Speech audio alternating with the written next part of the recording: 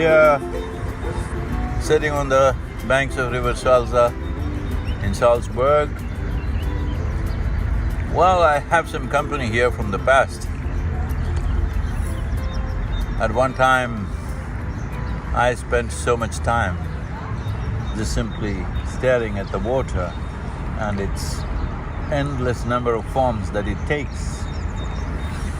In all these forms that it takes, and even in still water, like a glass of water, I always noticed that maybe today I am calling them molecules, but I always saw the water particles changing shape and form and taking on many different dynamics which people thought was crazy. But here at Salzburg I have some company. There was Victor Schauberger in early 20th century who spent a lot of time watching many aspects of nature, in that water being one important aspect. And he spoke about it elaborately, out of which many designs were made as to how water behaves when it's moving. For a superficial observer, it's just moving, that's all, if you pay enough attention. Well, we are doing what's called a samyama, which is absolute attention. If you pay that kind of attention, not only the form and the energy that the water exudes, the aliveness of the water and the molecular dynamics of the water, which is continuously changing, depending upon which the water behaves differently in different lives, differently in different human beings, how you treat it. 72% of your body being water. How you treat it, how you perceive it is extremely important. This is the land of Victor Schauberger. Unfortunately, he was a bit too ahead of his times.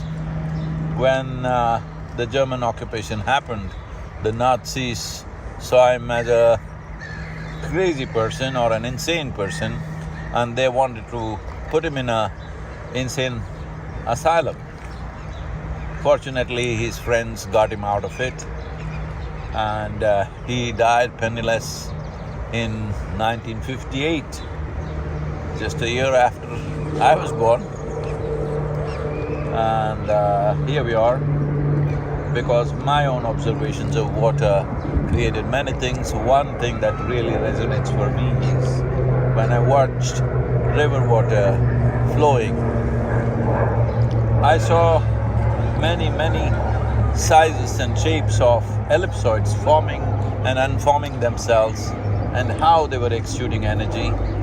In many ways, these ellipsoids have ruled my life.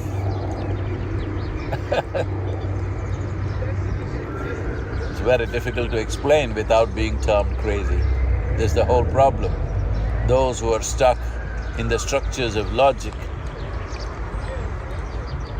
any deeper delving into creation looks crazy to them. After 1,000 years, they come to the same things. But here we are.